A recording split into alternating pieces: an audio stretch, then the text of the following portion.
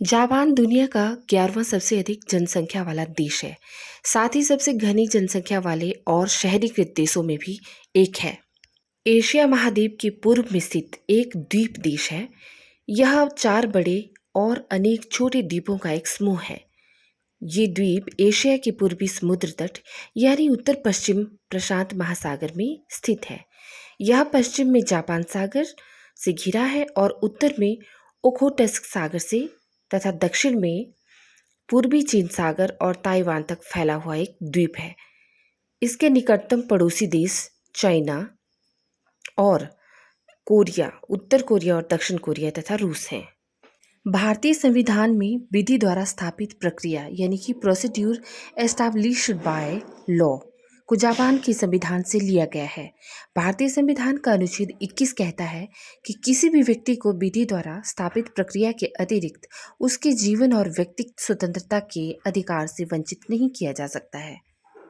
जैसा कि हम जानते हैं, 8 जुलाई 2022 सुबह नारा शहर इलेक्शन कैंपेन के दौरान एक पूर्व सैनिक ने गोली मारकर शिंजो आबे की हत्या कर दी। गौरतलब है कि चीन के विस्तारवाद पर लगाम लगाने के लिए भारत के साथ act east policy, Indo Pacific रणनीति बनाने के साथ साथ क्वाड की संकल्पना और उसे वास्तविक रूप देने में भी आबे का अहम योगदान रहा है। आबे जब पहली बार प्रधानमंत्री बने तो वह अगस्त 2007 में भारत आए।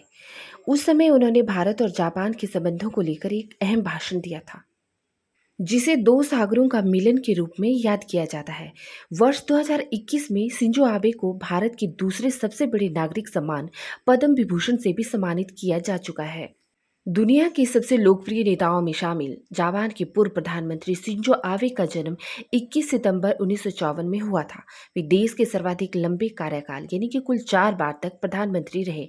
उन्होंने भारत जापान संबंधों को नई ऊंचाई प्रदान की तथा भारत जापान संबंधों की शुरुआत 6वीं सदी से मानी जाती है, जब बौद्ध धर्म ने जापान का रुख किया था।